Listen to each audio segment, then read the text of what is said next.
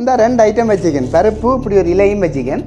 என்னென்று விளங்கியிருக்கும். என்ன மனுஷன் உண்மையாக நீங்கள் ஏற்றுக்கொள்வீங்களோ தெரியாது, ஒரு மாமிச உண்ணி தான். உள்ளுக்கு இருக்கிற நொதியங்கள் என்னையும் பார்க்கணும், உள்ளுக்கு இருக்கிற பேபியையும் பார்க்க வேணும். இதை கர்ப்பவதிகள் வடிவாக கவனிங்க. இந்த அவில எப்படியும் 400-500 ரூபா வரும். எங்கட இந்த பொருளாதாரத்துக்கு ஒரு கொஞ்சம் கூட அநேகமானாக்கள் பிளேண்டி குடிப்பினோம். ப்ரெக்னென்ட் டைம்களெல்லாம் சத்தி வரும். அப்போ வேணாம நமக்கு வந்து பிளேண்டி கொண்டாந்து நிற்பினோம். கெஃபின் அடங்கிய உணவுகள், குளிர்பானங்கள் எல்லா சோடாவிலையும் இருக்குது கெஃபின் அநேகமானது.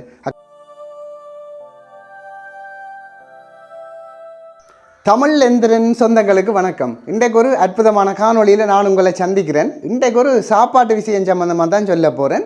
சரியான முக்கியமான விஷயம். இந்த ரெண்டு ஐட்டம் வச்சுக்கேன், பருப்பு இப்படி ஒரு இலையும் வச்சுக்கேன். என்னென்று விளங்கியிருக்கும். என்ன நிறுவன இந்த இலையல் குளியலோட வந்திருக்கிறீர்கள், என்ன கலையாட பொரியலோட யோசிப்பீங்கள். ஒரு சிம்பிளாக ஒரு விஷயத்தை விளங்கப்படுத்த போகிறேன். எங்களுக்கு இரும்பு சத்து முக்கியம். அப்போ கேட்கலாம், என்ன இரும்பு சத்து, அது என்ன இரும்பு சத்துன்ற ஒரு சத்து இருக்கோண்டா எல்லாருக்குமே தெரியும். இரும்பு சத்து முக்கியம். என்னென்னா எங்களோட குருதி சிவப்பு நிறம். அதுக்கு காரணம் அந்த குருதியில் சிவப்பு நிறமான ஒரு பதார்த்தம் இருக்குது. அதுவும் செங்குளியங்களில் ஈமோகுளோபின். அது எங்களுக்கு தேவை. ஏன் தேவைண்டா, நாங்கள் சுவாசிக்கிற ஆக்சிஜன் காற்றை எங்கள் உடம்பில் இருக்கிற ஒவ்வொரு கலத்துக்கும் கொண்டு போய் ஆக்சிஜனை காவி கொண்டு வரதுக்கும், வேற கார்பன் டை ஆக்சைடை கொண்டு வரதுக்கும், அதாவது வாயு பரிமாற்றத்துக்கு இந்த செங்குளியங்கள் அவசியம். எல்லாருக்குமே தெரியும், படிச்சிருப்போம். ஈமோகுளோபின் என்றது அவசியம். அதுக்கு அந்த இரும்பு சத்து தேவை. எல்லாரும் விடுற தவறு தான். வடிவாக கேளுங்க மக்களே.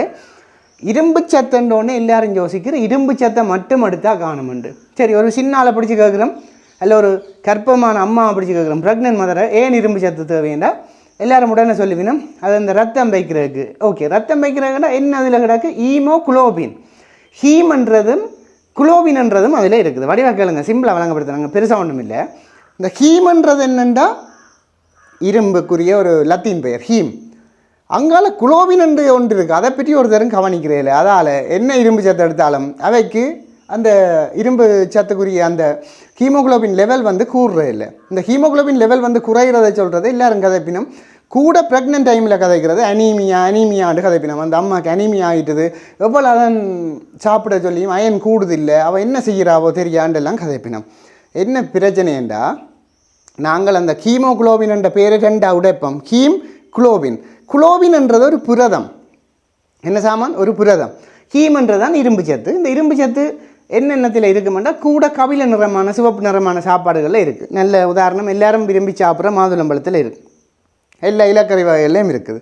இந்த பேரிச்சம்பழத்தில் உண்மையாக பேரிச்சம்பழத்தில் இருக்குது. இஞ்ச வாரதங்களுக்கு சீனிப்பானி. இது தொடர்பாக வைத்திய நிபுணர் சிவன் சார் ஒரு வீடியோ போட்டிருப்பார். அதில் எவ்வளவு தீமைகள் இருக்குது நாங்கள் அதை சாப்பிட்றாலேன்னு அந்த வீடியோ இருக்கு, போய் பாருங்க.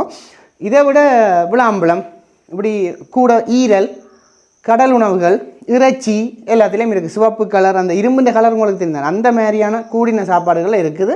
அதுக்காண்டி பிறகு வத்தக பழத்தையும் சொல்கிறது இல்லை. பீட்ரூட்டில் இருக்குது. அப்படி சில சாப்பாடுகளில் எங்களுக்கு இரும்பு சத்து இருக்குது. நாங்கள் விடுறப்பில் இரும்பு சத்தை மட்டும் எடுத்து ஒரு காலம் ஹீமோகுளோபின் கூடாது, அதோட புரதத்தையும் எடுக்க வேணும். சரி, சிம்பிளாக ப்ராக்டிக்கலாக கதைப்போம். ஒரு ப்ரெக்னென்ட் அம்மாவுக்கு அந்த அயன் ஹீமோகுளோபின் லெவல் 12 பார்க்க கூட இருந்தால் தான் நல்லம். அப்போ தான் 2 பேர்த்த சீவனுகள் தன்னையும் பார்க்கணும், உள்ளுக்கு இருக்கிற பேபியையும் பார்க்க வேணும். இந்த கர்ப்பவதிகள் வடிவாக கவனிங்க. இந்த காணொலியை கட்டாயம் எல்லாருக்கும் அனுப்பி விடுங்க. ஏனெண்டா ஒரு சிம்பிளான விளக்கத்தை இனித்தான் தொடங்க போகிறோம். இந்த காணொலியின் கண்டென்ட்டில் மிக முக்கியமான ஒரு பகுதிக்கு வந்துட்டேன். எல்லாரும் இரும்பு சத்தை எடுக்கிறது, புரதத்தை மறந்துடுறது, அதால் அயன் கூடுறதே இல்லை. என்ன செய்ய வேணுமெண்டா சிம்பிளாக கேட்போம். ஒரு மாதுளம்பழத்தை வேண்டி ஒரு கர்ப்பவதி அம்மாவுக்கு கொடுப்போமா இரும்பு சத்து கூடுறதுக்கு? எவ்வளோ அவில எப்படியும் 400-500 ரூபா வரும். எங்கட இந்த பொருளாதாரத்துக்கு ஒரு கொஞ்சம் கூட தான். அது மாட்டு ஈரல் வேண்டி சாப்பிடுவோம்னு சொல்லுவோம் நம்ம எல்லாரும். எவ்வளோ தெரியுமா? 1 கிலோ 4000 ரூபா. 1 கிலோ 4000 ரூபா. அப்போ ஹஸ்பண்டாக்களின்னு செய்யணும். ஏதாவது 2-3 வேலைக்கு போகணும், ஏதாவது இல்லீகல் பிஸ்னஸ் தான் செய்யணும். ஒவ்வொரு நாளும் தன்னுடைய மனைவிக்கு மாட்டு ஈரல் வாங்கி கொடுக்குறேன். ஸோ சாத்தியம் இல்லை. இறைச்சி அதுகளில் இருக்குது, விளாம்பழம் அதுகளில் இருக்குது, இலக்கறி வகைகளில் இருக்குது தாராளமாக. ஆனால் எல்லா இலைகளையும் சாப்பிடணும், கீரையை சாப்பிடணும், அயன் கூடுது இல்லையப்பான்னு சொல்லினோம். நீங்கள் ஒன்றும் செய்ய தேவையில்லை. இது எனக்கு சொல்லி தந்தது ஒரு விஓஜி சார் தான். என்ன செய்ய வேணுமெண்டா, வீட்டிலேயே 300 காசு கூட தேவையில்லை. இந்த பருப்பு ஒரு கொஞ்சம் காசு 320 ரூபா. இதுக்குள்ளே இதில் என்ன இருக்குது எல்லாருக்கும் தெரியும், பருப்பில் புரதம் இருக்குது. குழந்தை பிள்ளையை கேட்டாலும் தெரியும். புரதம் உள்ள சாப்பாடுன்றா பருப்பு, பைத்தங்க எல்லாம் புரதம் தான். நாங்கள் உடனே இறைச்சி, மீன், முட்டைன்னு யோசிச்சு கொண்டுருக்கிறது. இந்த அவரை குடும்பத்தாரங்கள் பைத்தங்காயில் கூட புரதம் தான் இருக்குது. சோயா மீட்டு, கருவாடு. இந்த பருப்புக்குள்ளே ஒரு முக்கியமான ஒரு ஆள். இவரை கண்டா ஒரு ஆள் விடவே மாட்டார், குரங்கு. அதாவது எங்கள்ட விட்டையும் கணக்க முறுக்கமில்லை இல்லை, எல்லாம் பிடுங்கி கொண்டு போட்டுதுகள். அதே சாப்பிடுது, யோசிச்சு பாருங்க. முறுக்கமில்லை இனி இல்லைன்ற ஒரு திறஞ்சாமான் இந்த பருப்புகளை போட்டு காய்ச்சி போட்டு கொடுத்தீங்கள்டா அயன் சடண்டு கூடும். அதை விட இந்த சுகரை கூட்டுற ஆற்றலை இவர் குறைப்பார் அமர்த்தி. அப்போ அநேகமான ப்ரெக்னென்ட் அம்மாக்களுக்கு கர்ப்ப காலத்தில் வந்து சுகர் கூடுறது, அந்த டயபெட்டிக் கண்டிஷன் ஒன்று வாரது. அந்த டைமில் வந்துட்டுதுன்னா 40 வயதுக்கு பிறகு அந்த டயபெட்டிக் வரக்கான ரிஸ்க் வந்து கூட எல்லாருக்கும் தெரியும். வடிவ அந்த காணொலி கேளுங்க. ஸோ இந்த முறுக்கமிலேயே அந்த பருப்புக்கை போட்டு காய்ச்சி கொடுத்து விட்டா அயன் நல்லா கூடும்.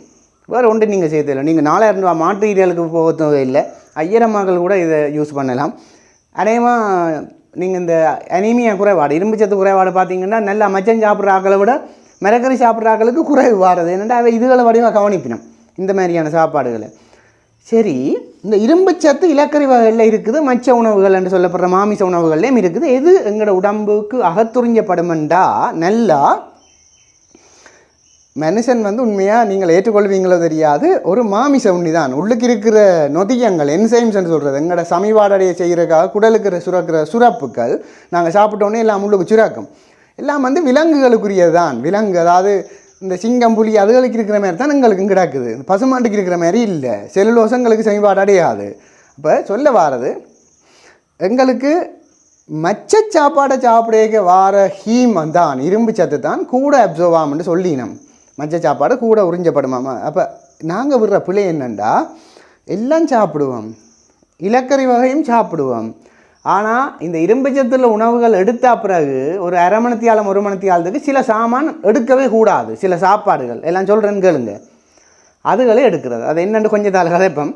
அதுக்கு முன்னம் இந்த இரும்பு சத்தை அகத்துறிஞ்சிறதுக்கு நாங்கள் சாப்பிட்டாலும் அவர் இருந்தால் கொஞ்சம் நல்லா எங்களோட உடம்பு அகத்துறிஞ்சும். அப்போ நீங்கள் கேட்கலாம் எவர் நிறுவனன்னு கேட்பீங்க இப்போ இல்லையா, மனதுக்கு ஓடுது. Vitamin C.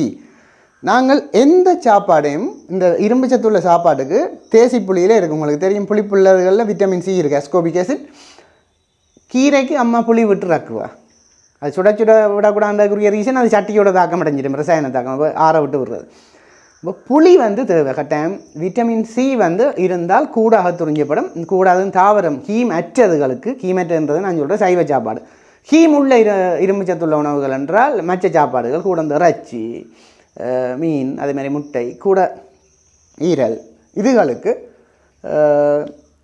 உண்மையாக அகத்துறிஞ்சிறது கூட. அவருக்கு கொஞ்சம் சப்போர்ட்டிவாக விட்டமின் சி கொஞ்சம் சேர்த்தா தான் கூட அகத்துறிஞ்சப்படும்.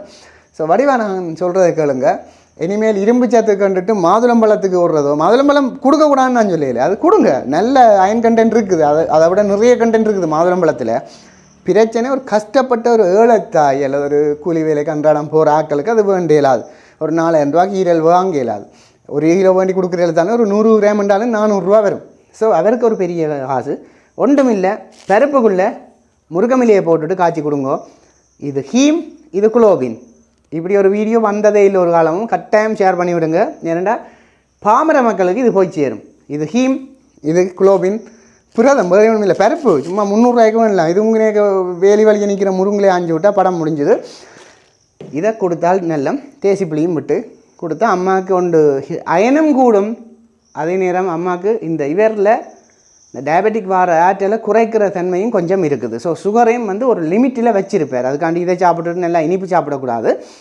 அடுத்த பிரச்சனை, நாங்கள் இரும்பு சத்துள்ள சாப்பாடுகளை சாப்பிட்டுட்டு செய்கிற வேலை முதலாவது பிளேன் டீ குடிப்போம்.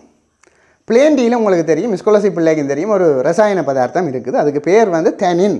என்ன பேர் என்றால் டெனின் என்று சொல்கிறது. அந்த டெனின் என்ன செய்யும்டா, இப்போ நாங்கள் இரும்பு சத்தையும் சாப்பிட்றோம், பிளேன் டீயும் குடிக்கிறோம். அநேகமானாக்கள் பிளேன் டீ குடிப்பினோம். ப்ரெக்னென்ட் டைம்களெல்லாம் சக்தி வரும், அப்போ வேணாம நமக்கு வந்து பிளேன் டீ கொண்டாந்து நிற்பினோம். பிளேன் டீயும் குடிச்சு விட்டுதான் என்ன பிரச்சனைண்டா, போகிற இரும்பு சத்துக்கு முன்னுக்கு போய் தனின் நிற்கும். இங்கே நான் வாரன்னுட்டு தனின் முன்னுக்கு அகத்துறிஞ்சப்பட்டுரும். அப்போ அநியாயமாக அந்த இரும்பு சத்து அகத்துறிஞ்சப்படாமலே குடலுக்கு வழியால் வெளியேற்றப்படும். புரியுதா நான் சொல்கிறது? ஏற்கனவே நாங்கள் சாப்பிட்ற சாப்பாட்டில் 5% அப்படி தான், 10% அப்படி தான் அப்சர்வ் ஆகிறோம். மிச்சம் முழுக்க கழிவாக தான் போகிறது.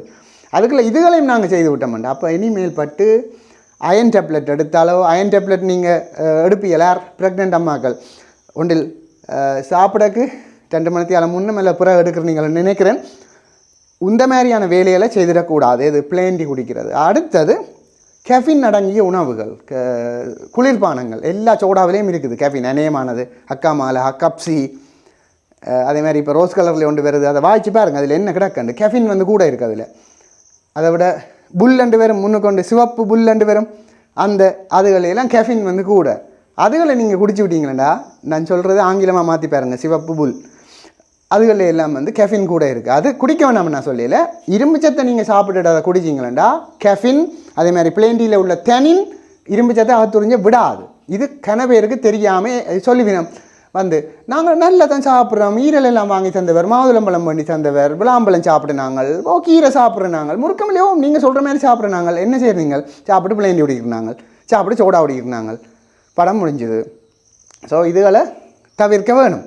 அப்போ இன்றைக்கு நான் உங்களுக்கு சொல்லி தந்திருப்பேன், இரும்பு சத்துள்ள உணவுகளை நாங்கள் சாப்பிட்டுட்டு பாலை கூட அரை மணித்தியாலும் தவிர்த்தானே எல்லாம். அதுலேயும் CA2+ இருக்கிறதால இரும்பின் அகத்துறிஞ்சலை குறைக்கும்னு சில ரிசர்ச் சொல்லுது. ஆனால் அதை வடிவாக நான் உறுதியாக சொல்ல முடியாது.